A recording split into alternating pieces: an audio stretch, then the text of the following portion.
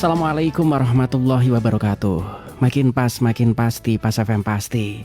Halo Mitra Pas, selamat sore, apa kabar? Arif Vanili hadir kali ini di program spesial Ruang Gizi Mitra Pas, hasil kerjasama Radio Pas FM Pati dengan Persagi, Persatuan Ahli Gizi Cabang Pati. Yang acara ini memang didesain kita bisa berdialog, berdiskusi seputar gizi Mitra Pas. Harapannya masyarakat juga makin cerdas, makin sehat. Dan memang didesain Anda bisa berdiskusi langsung ya. Anda bisa memanfaatkan banyak saluran yang kami sediakan termasuk juga WhatsApp ya. Anda bisa kirim suara Anda atau voice note di 085 277 999 101. Dan untuk line telepon juga bisa Anda manfaatkan lewat 0295 3858 77 Mitra Pas. Kebetulan ada satu topik menarik yang kita bahas sore kali ini, yaitu tentang gizi seimbang pada calon pengantin.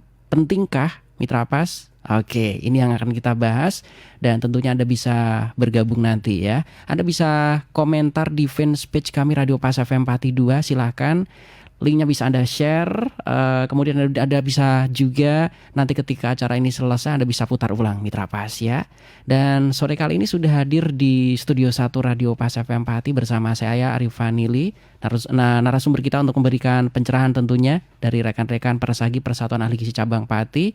Ada Ibu Hartini Triastuti, Ahli Madya Gizi, yang beliau ini kesehariannya ini berdinas di Dinas Kesehatan ya. Assalamualaikum warahmatullahi wabarakatuh Ibu. Waalaikumsalam Mas Ari. Apa kabar sore kali ini Bu? Alhamdulillah sehat dan baik. Oke. Dan juga hadir di Studio 1 Radio Pas FM Pati ada Ibu Nurul Hidayah, Sarjana Gizi. Nah beliau ini sehari-harinya mengabdi di Puskesmas Sukolilo 1 Mitra Pas. Assalamualaikum warahmatullahi wabarakatuh Ibu. Waalaikumsalam warahmatullahi wabarakatuh. Apa kabar sore kali ini Bu? Alhamdulillah sehat. Oke. Nah ini topik kita cukup menarik ya, tentang gizi seimbang pada calon pengantin. Pentingkah? Kalau kemarin kita sempat sentil ya, calon pengantin diurusin oleh negara. Yang SMP sudah diberikan, yang putri-putri ya Bu ya, yang putri-putri sudah diberikan tablet penambah darah yang diminum setiap seminggu sekali. Seminggu sekali ya. Dan ini biasanya yang aktif di lapangan tentunya teman-teman dari puskesmas ya, biasanya keliling untuk ngontrol. Nah ini topik kita ada kaitannya ini, gizi seimbang pada calon pengantin. Nah kalau kemarin ada kaitannya dengan siswi yang sudah SMP, tapi sekarang usianya naik lagi ya Mbak ya. Calon pengantin ini penting ataukah tidak terlalu penting sih? Nah itu yang kita bahas. Mohon mencerahnya Bu, ini kira-kira sepenting apa sih gizi seimbang bagi calon pengantin? Mohon mencerahnya Bu, silakan. Iya begini Mas Ari, memang gizi seimbang untuk calon pengantin ini sangat penting sekali. Karena calon pengantin ini nanti kan harapannya ya, harapannya akan menjadi seorang ibu.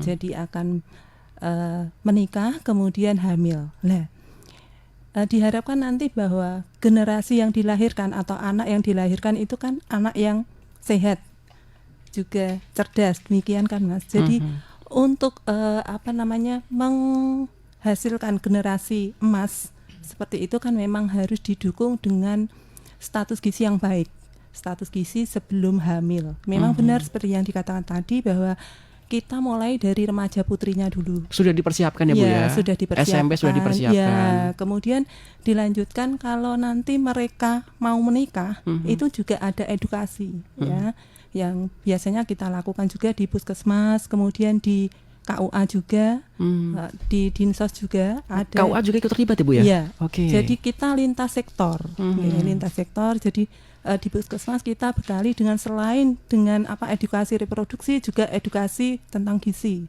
Karena diharapkan nanti bahwa generasi yang dilahirkan itu tidak menjadi generasi yang stunting. Mungkin bisa ditambahkan? Ya silakan. Ya betul sekali. Kenapa kok dipersiapkan dari remaja, kemudian pranikah? Nanti kan kaitannya sama hamil, kaitannya juga dengan 1000 hari pertama kehidupan. Nah, mungkin saya singgung sedikit tentang 1000 hari pertama kehidupan ya. Kenapa harus dipersiapkan? Karena nanti akan benar yang dikatakan Bu Nani, akan melahirkan anak-anak yang cerdas, yang tidak stunting, yang tumbuh kembangnya bagus karena sudah dipersiapkan dengan bagus karena ternyata anemi kita tuh termasuk tinggi ya Bu Nani Iya, ya. betul. Anemia itu kurang darah atau Iya. bener-bener kurang darah ya Bu ya? Hemoglobin. Oke. Ya, Hemoglobin istilahnya kalau bahasa medis hemoglobin ya, Ya, kurang betul. hemoglobin. Oke. Itu nanti panjang akibatnya. Jangka pendeknya nanti kalau hamil HB-nya rendah bisa pendarahan dan lain-lain. Lebih panjangnya lagi nanti anak-anaknya yang dilahirkan bisa stunting atau yang lahir juga nanti akan anemi juga karena terlahir dari ibu yang anemia. Nah, 1000 hari pertama kehidupan itu dimulai dari dalam kandungan sampai 2 tahun pertama setelah lahir. Jadi ada 3 tahapan. Tahapan yang pertama itu kurang lebih 9 bulan kehamilan. Tahapan yang kedua yaitu ASI eksklusif selama 6 bulan. Kemudian tahapan yang ketiga MPASI atau makanan pendamping ASI 18 bulan itu ya. Jadi totalnya 1000 hari pertama kehidupan. Itu yang titiknya kita maksimalkan di situ ya. Pentingnya 1000 hari pertama kehidupan ini kritis sekali untuk pertumbuhan dan perkembangan nantinya lahirnya seorang anak itu sangat ditentukan di situ. Nah, sebelum masuki pernikahan perlunya memperhatikan asupan gizi yang cukup untuk mencapai kematangan seksual juga agar tercapainya keluarga yang sehat, mendapatkan keturunan yang berkualitas, sehingga pentingnya untuk merencanakan kehamilan yang baik. Oleh karena itu perlu dan sangat penting untuk mengkonsumsi gizi seimbang untuk menentukan kesehatan reproduksi juga. Gizi seimbangnya yang seperti apa? Nanti ada pesan-pesan gizi seimbang. Pesannya boleh dimulai dari Bu Nani, pesan gizi seimbang untuk calon ibu hamil. Ya. Jadi begini, untuk calon pengantin ini nanti kalau misalnya dia datang ke puskesmas itu akan dikaji ya, di anamnese status gizinya. Jadi diukur berat badan, kemudian panjang badannya, IMT-nya ketemu berapa. IMT normal itu kan 18,5 sampai 23. Jadi kalau di bawah 18,5, nah itu nantinya dikhawatirkan dia waktu hamilnya akan menderita kek. Jadi kurang energi kronis. Itu fatal ya Bu ya? Iya, fatal. Ibu hamil yang kek itu nanti mempunyai resiko yang lebih besar terjadinya perdarahan. Kemudian bayi lahir berat badannya rendah ataupun panjang badannya kurang dari 48 cm. Kalau bayi lahir itu kurang dari 48 cm, nah, otomatis ini bisa dikatakan bayi itu mempunyai resiko stunting. BBL dengan resiko stunting kalau panjang badannya kurang dari 48 cm.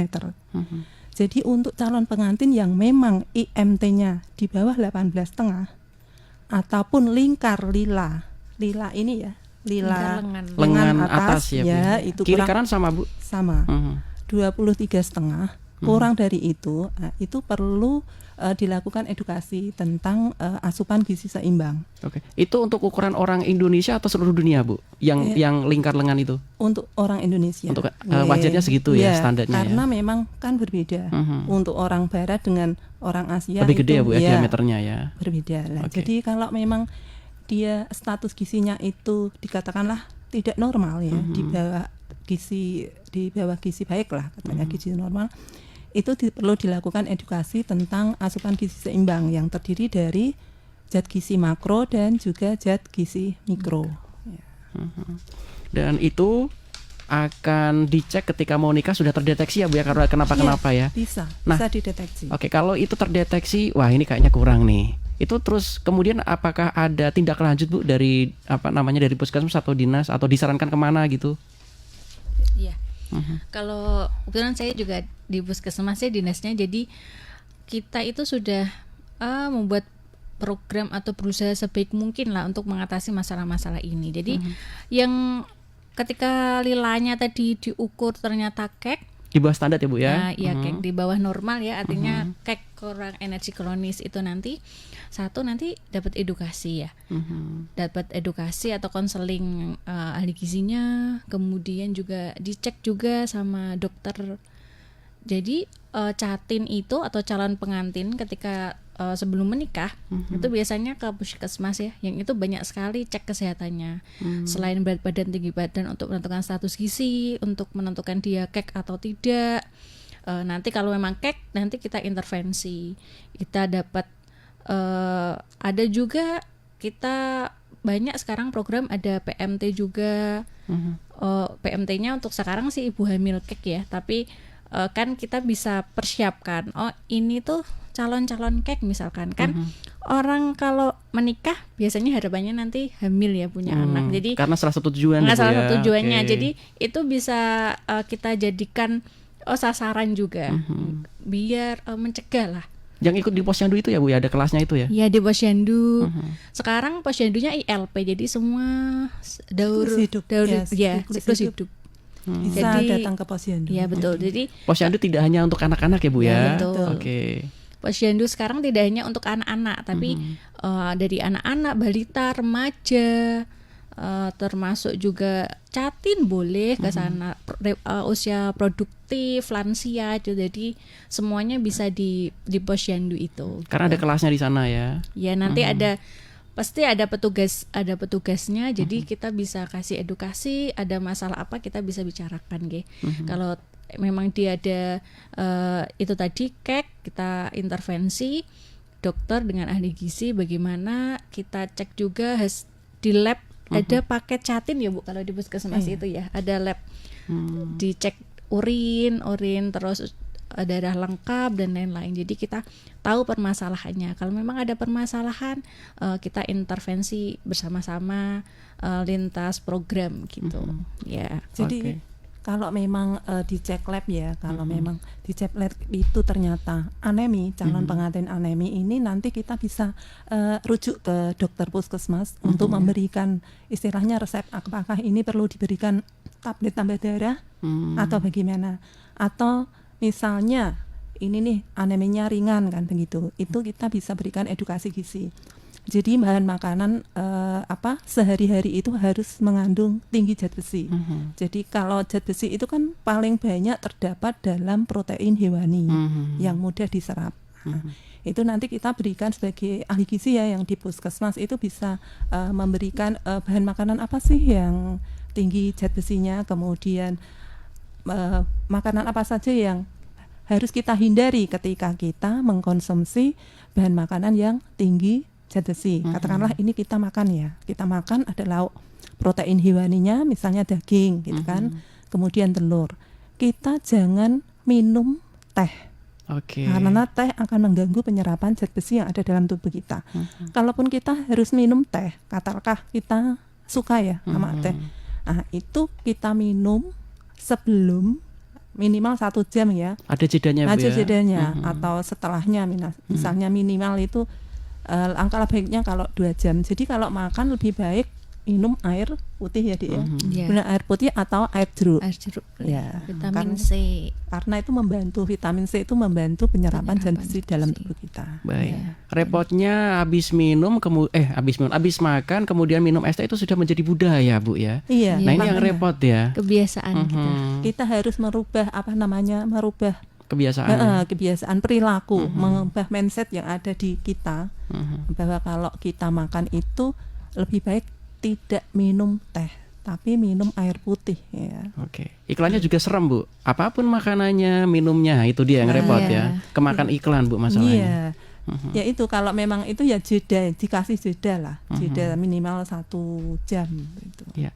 Makanannya sudah bagus, dagingnya lumayan mehong ya Bu ya. Iya. Tetapi minumnya mengganggu penyerapan.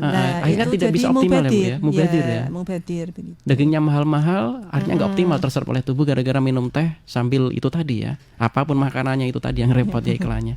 Oke, makin menarik Mitra Pas ya. Saya tunggu loh, Anda bisa bergabung berdialog bersama narasumber ya. Anda bisa masuk telepon di 0295385877, WhatsApp di 085277999101. Mitra Pas, kebetulan topik kita cukup menarik ya.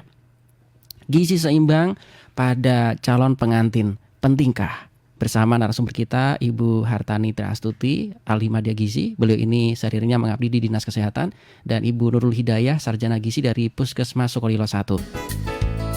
Oke, Mitra Pas, kita masih tetap stay tune di 101 FM Radio Pas Pati, saluran informasi warga Pati. Nama programnya adalah Ruang Gizi, hadir setiap hari Kamis Mitra Pas dari pukul 16.00 hingga 17.00 Mitra Pas ya. Hasil kerjasama Radio Pas FM Pati dengan Persagi. Persagi itu adalah Persatuan Ahli Gizi Cabang Pati yang anggotanya ini tersebar Mitra Pas. Ada yang mengabdi di Dinas Kesehatan, di rumah sakit, di puskesmas, di klinik, kemudian juga macam-macam lah pokoknya. Bergantian untuk memberikan edukasi kepada masyarakat. Harapannya masyarakat semakin sehat, karena memang ternyata meskipun makanannya sudah bagus, kurang tepat juga seperti tadi disampaikan ya, makanannya sudah daging-dagingan, habis itu minumnya teh. Nah kayak gitu, itu ternyata nggak maksimal Mitra Pas ya, karena memang rata-rata kebanyakan untuk pengantin yang sudah menginjak beberapa setelah nikah kemudian hamil, ini terdeteksi anemi tadi Ibu ya, dan itu kebanyakan memang bikin lemes ya, betul ya Bu ya, ketika anemia itu 5L itu. Letih, lemah, lesu, lalai, loyo. Ya, dan itu kebanyakan memang ke arah sana ya Bu ya. Iya, itu tanda-tanda dari anemi itu 5L itu.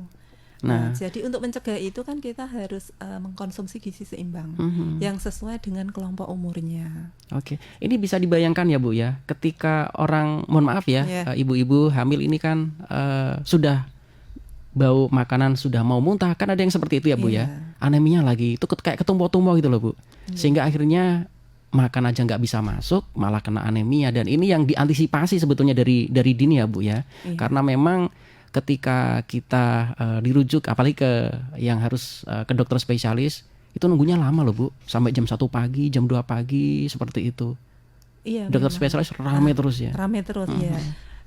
Untuk pemeriksaan kehamilan itu sebenarnya juga bisa di puskesmas sih ya, karena di puskesmas juga sudah tersedia USG ya, USG. Kemudian kalau memang tidak butuh indikasi rujuk ke dokter spesialis, di puskesmas juga bisa ditangani oleh dokter umum dan ahli gizinya ya.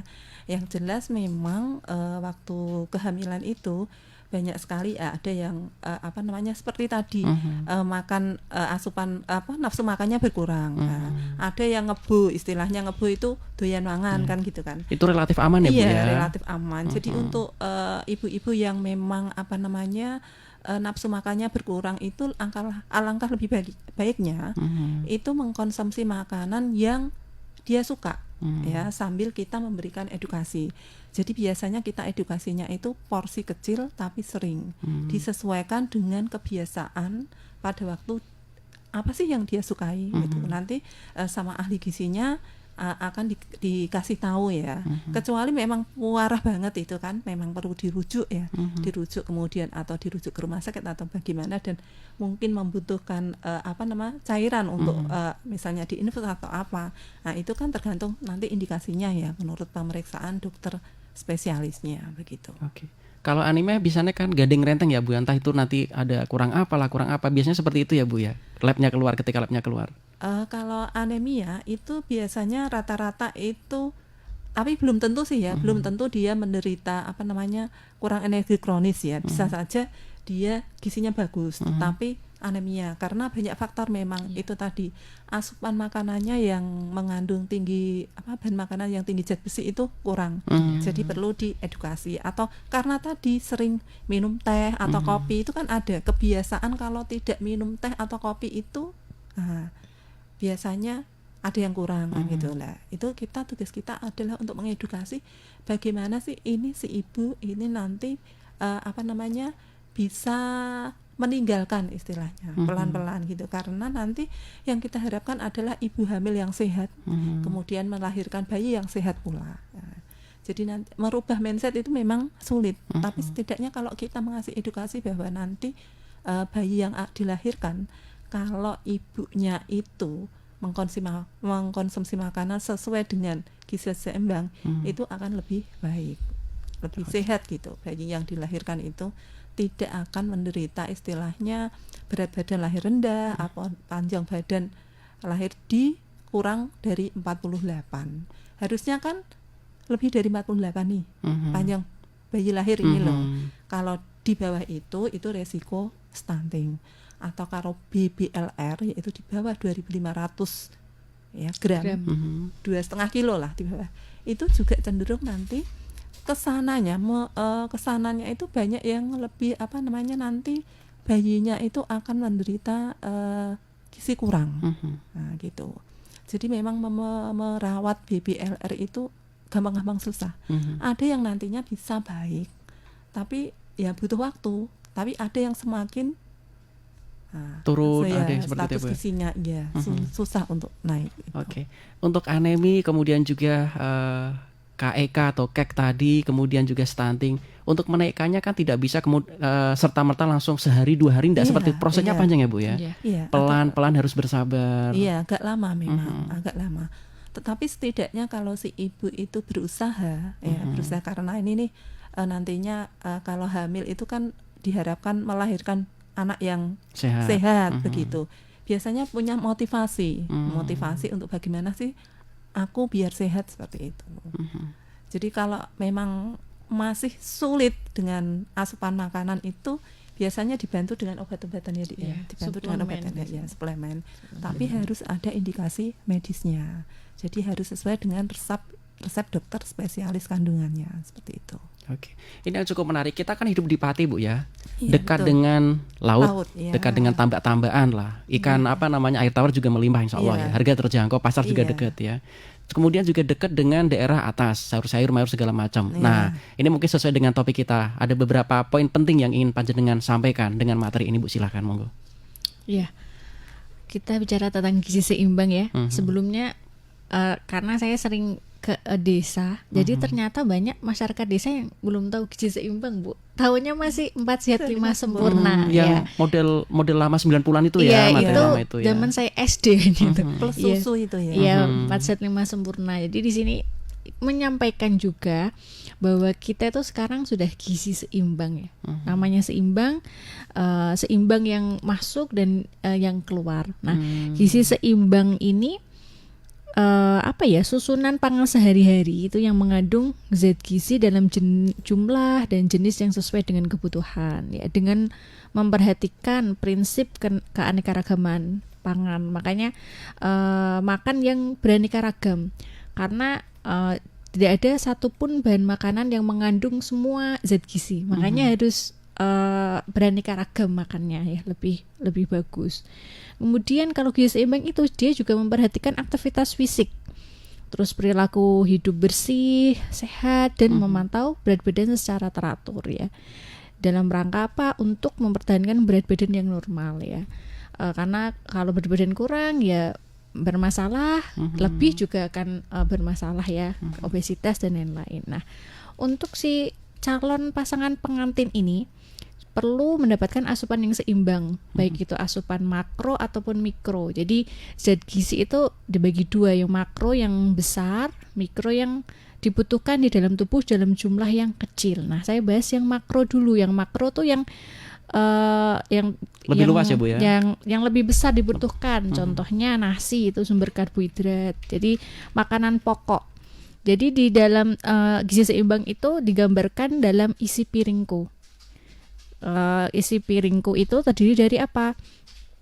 2/3 piring dari setengah piring. Gimana? Karena ini bicara tidak visual ya. Intinya makanan pokok, terdiri dari makanan pokok itu nasi.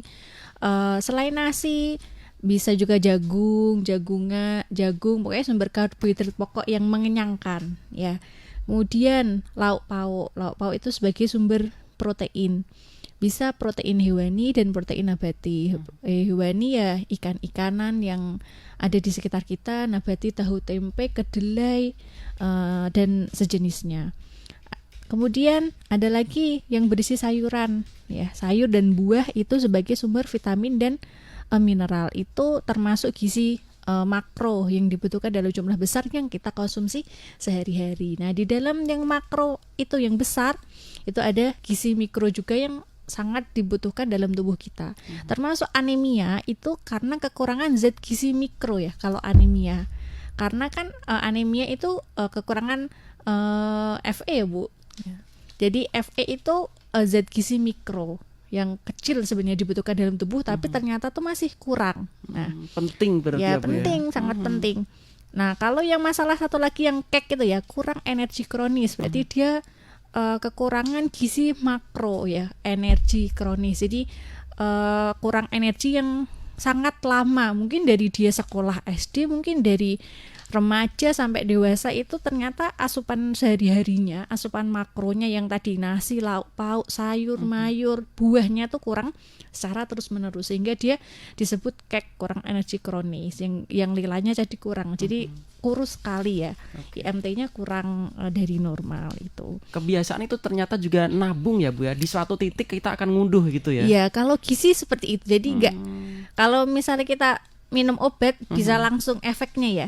Tapi apa yang kita konsumsi itu enggak semena-mena, enggak bisa langsung dilihat itu, nggak Iya. bisa. Setelah berpuluh-puluh tahun baru ketahuan atau 10 tahun ke depan gitu Ya ya, Bu betul ya. sekali. Misal kebiasaan kita suka mengkonsumsi misalkan yang manis-manis ini nggak kelihatan, kita mudanya enak aja minum kopi. Sekarang kafe di mana-mana ya, anak-anak muda kita pada ngafe dan lain-lain, minum kopi yang manis-manis. Nah, nggak tahu nanti perjalanan ke depannya, ditambah mungkin kurang olahraga dan lain-lain. Jadi yang kita petik itu entah 10 tahun yang akan datang atau 20 tahun yang datang, itu nah gizi itu seperti itu, perjalanannya panjang. Beda sama obat yang kita konsumsi entah 1 jam atau 2 jam kita sudah tahu efeknya, Ada tapi reaksinya ya, Bu ada ya? reaksinya, tapi gizi atau asupan gizi yang kita makan itu perjalanannya panjang banget. Pelan-pelan ya. Iya, pelan-pelan.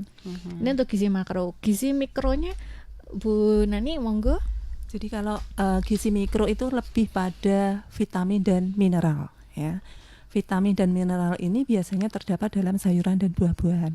Jadi sebenarnya di dalam isi piringku, dalam asupan makanan sehari-hari kan memang harus ada sayur dan buah.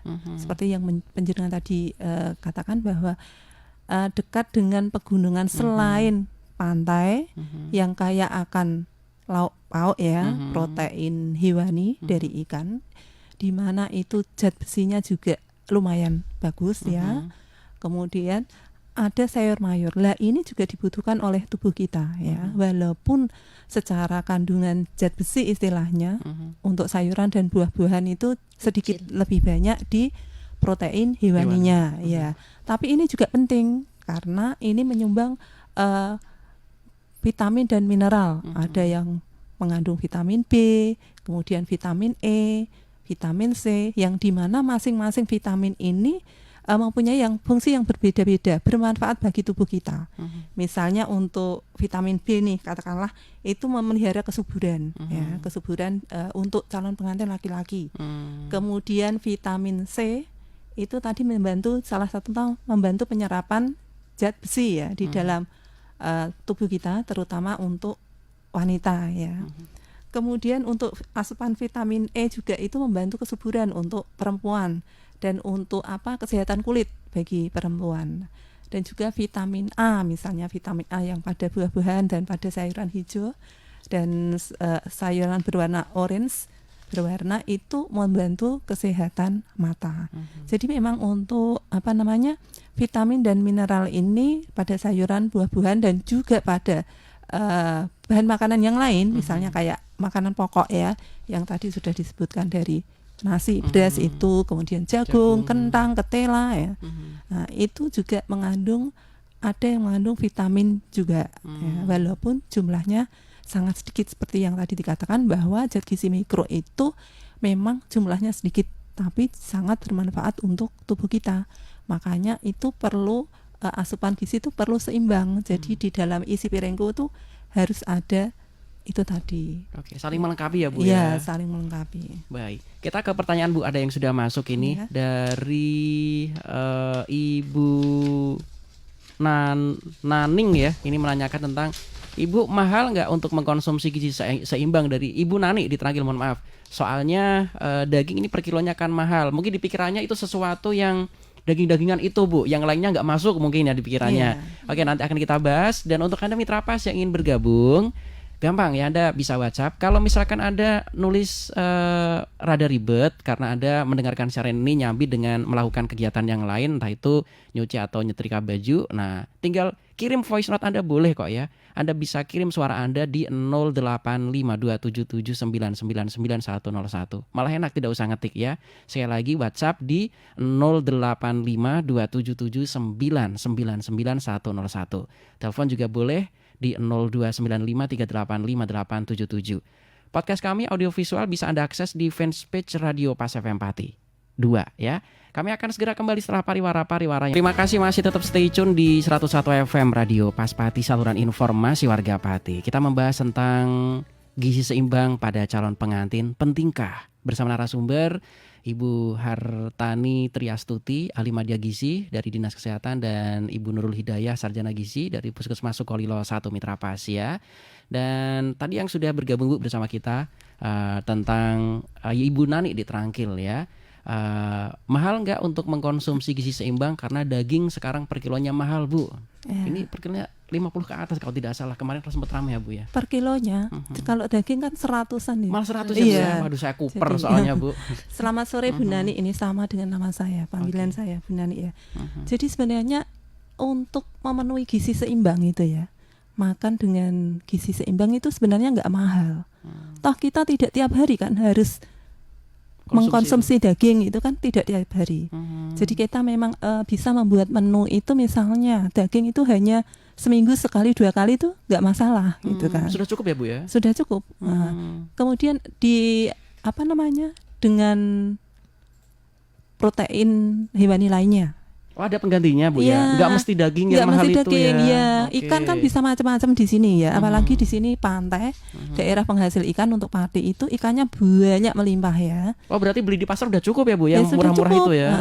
Di bakul tereng pun sudah cukup. Kalau di pasar kan mungkin harus berapa? Misalnya 0,5 kilo kan gitu kan kalau kita beli ikan.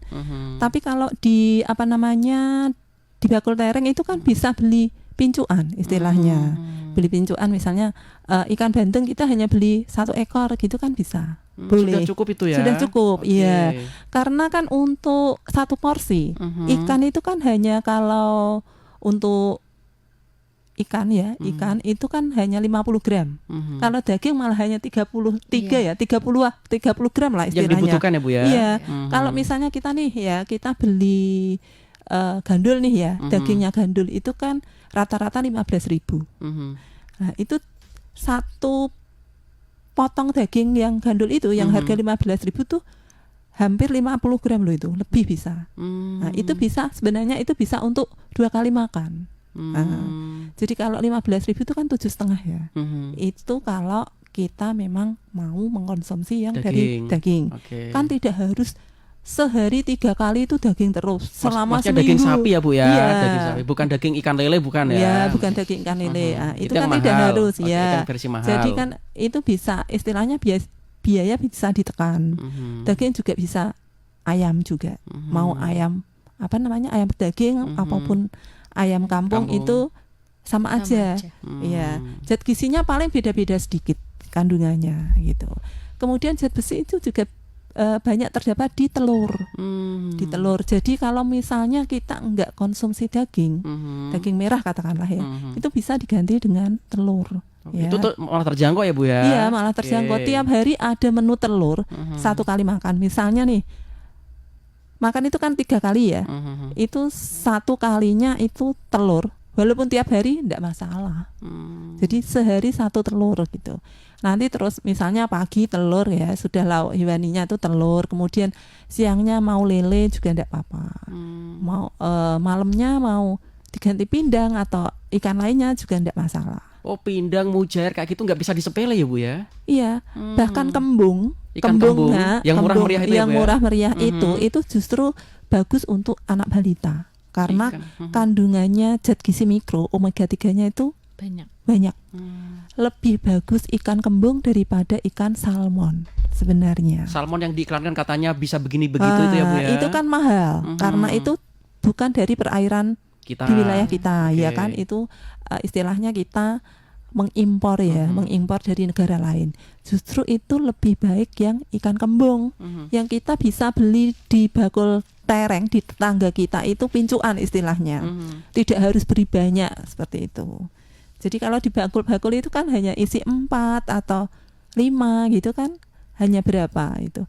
Satu ikan kembung itu sudah cukup untuk 1 orang sekali makan sebenarnya gitu. Oke, Iya. artinya bagi masyarakat Kabupaten Pati ini tidak ada alasan untuk tidak makan gizi seimbang. Iya. Tidak ada alasan ya Bu Tidak ya? ada alasan, apalagi kita kan Pati bumi Minatani. Ya. Minanya itu kan banyak sekali, macam-macam ikannya. Ada bandeng, ada lele, ada kembung, ada nila salin, ada pokoknya macam-macam gitu. Dan Ada. itu cukup terjangkau ya. Terjangkau, Saya tidak iya, bilang betul. murah ya, tapi Iya, terjangkau, terjangkau, ya. Insya Allah iya. terjangkau. Oke, aman ya, Ibu Nani di Tranggil. Artinya Tranggil juga ada pasarnya kok ya Bu ya, aman Iya, ya. aman. Dekat pantai juga. Iya, toh. Dekat pantai. Sayur mayur juga banyak melimpah, yang dari gunung rata-rata jualnya juga di pasar Tranggil juga banyak, sudah mencukupi lah. Jadi untuk masyarakat Kabupaten Pati ini tinggal informasinya ya Bu ya, Iya. pengetahuan informasinya kita harus terus galakkan ini.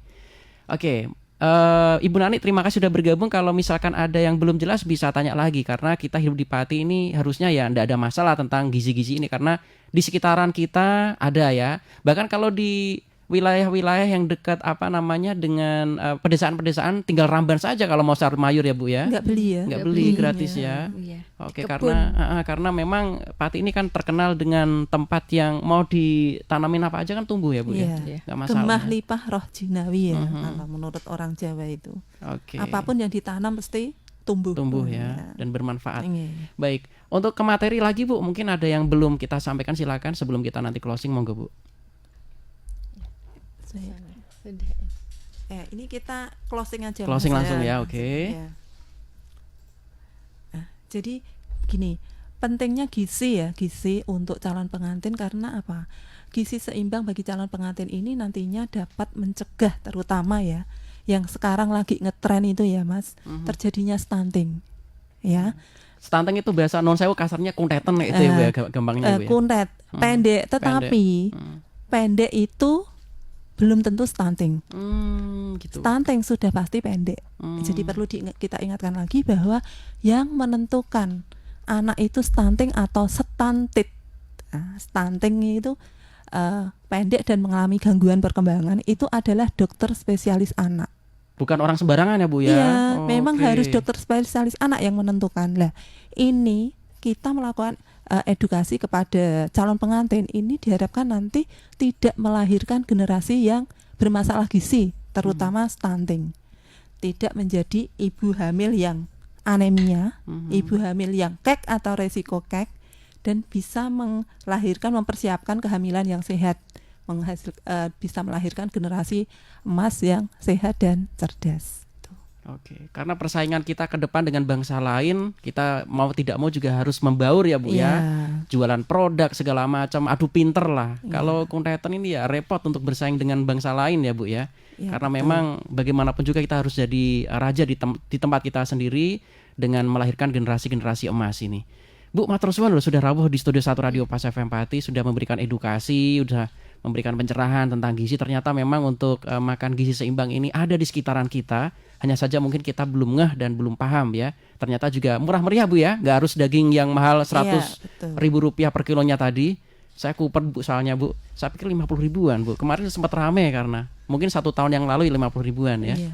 Daging itu Beberapa tahun yang lalu, setahun sudah yang lama lalu ya? Sudah lama, udah 100-an lebih. Ya. Oke. Dan matur suwun Bu Hartini Trihasuti dari Dinas Kesehatan sudah rawuh. Ibu Nurul Hidayah dari Puskesmas Sukolila 1 juga sudah rawuh. Matur suwun. Assalamualaikum warahmatullahi wabarakatuh Ibu. Waalaikumsalam warahmatullahi wabarakatuh. Oke Mitra Pas, pencerahan-pencerahan lain di ruang gizi pokoknya dicekat jaja terus ya. Hasil kerjasama Radio Pas FM Pati dengan teman-teman dari Persagi. Persagi itu adalah Persatuan Ahli Gizi Cabang Pati. Tiap-tiap kabupaten ada Mitra Pas ya. Dan kebetulan untuk di Pati ini kerjasama dengan Radio Pas FM Pati untuk memberikan edukasi melalui media ini. Harapannya masyarakat semakin tercerahkan, semakin ngerti, semakin paham. Meskipun juga ternyata murah meriah, hidup bisa dengan gizi seimbang. Terima kasih, saya Arif Vanili beserta kerabat kerja Radio Pas FM Pati. Mohon pamit. Informasi Pas FM pasti. Wassalamualaikum warahmatullahi wabarakatuh.